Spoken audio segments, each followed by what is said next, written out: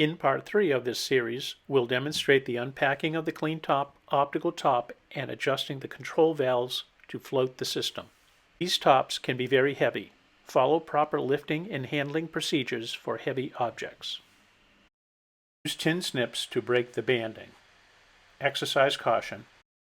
The plywood top and sides are screwed as a unit. The cardboard corners should be unscrewed from the base. The top and the sides can be removed together as a single assembly. This leaves the optical top and bottom skid. The bottom skid and optical top can be lifted slightly off the ground. Once this is done, the plywood skid can be bent away from the underside of the optical top, and some sort of shim block can be used between the underside of the optical top and the top of the bottom skid. Position these shim blocks carefully. The fork tines can be lowered and the optical top will be resting on the shim blocks.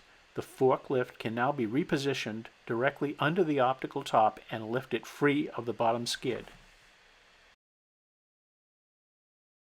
The optical top can be placed on the frame. Use a tape measure to align the top so that there are equal amounts of overhang along each edge. Sliding the top once it is set down on the isolation system is not recommended, since this can cause misalignment of the isolator, or worse, pinching the internal workings of the isolator. Lift the top slightly and position correctly. Prior to placing the optical top on the isolation system, take a second to align the black load discs with the shiny aluminum clamp ring.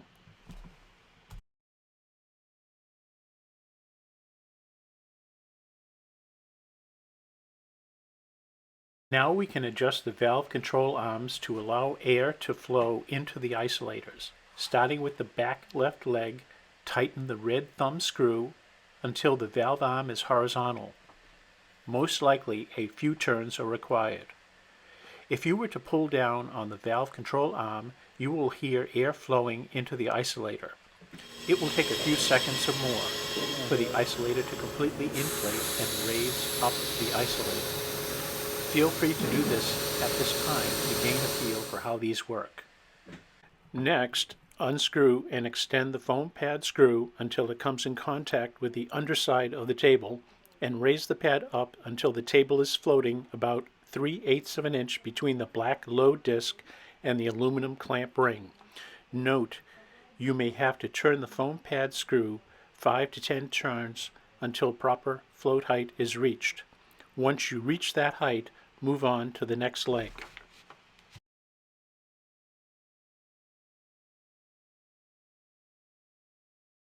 Second, we will adjust the front right leg. Cycle the lever arm, making sure the isolator responds and is set at 3/8 of an inch float height, exactly the same way as the first leg. Do not pay attention to the positions of the other legs, since we have not adjusted all the legs and the table is not floating evenly. Third, adjust the front left leg to the same float height.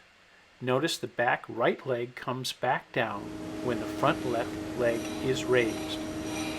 Once all three valves are adjusted to the 3/8 inch float height, the table is ready to use. You may have to go back and make some small adjustments to the foam pad screw to make sure each leg is even. You may also want the valve lever arm to be roughly horizontal as well. This concludes the three-part series to TMC's clean top optical table and gimbal piston isolation system setup.